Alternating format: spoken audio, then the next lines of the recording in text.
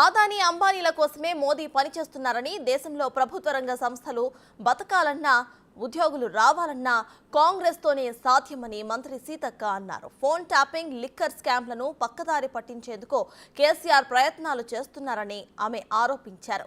BRS పాలనలో అనేక మంది రైతులు చనిపోతే ఏ ఒక్కరిని సైతం పరామర్శించిన కేసీఆర్ ఇప్పుడు రైతులపై ప్రేమ ఒలకబోస్తున్నారని విమర్శించారామె.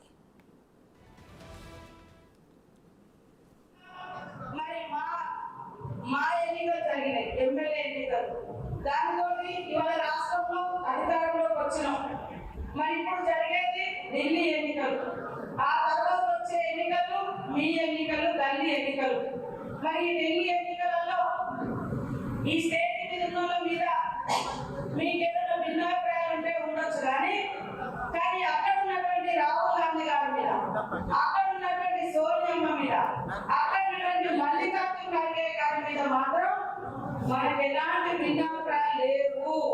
ఎందుకంటే ఆది నాయకత్వం మరి 34 సంవత్సరాల తర్వాత ఒక్కసారి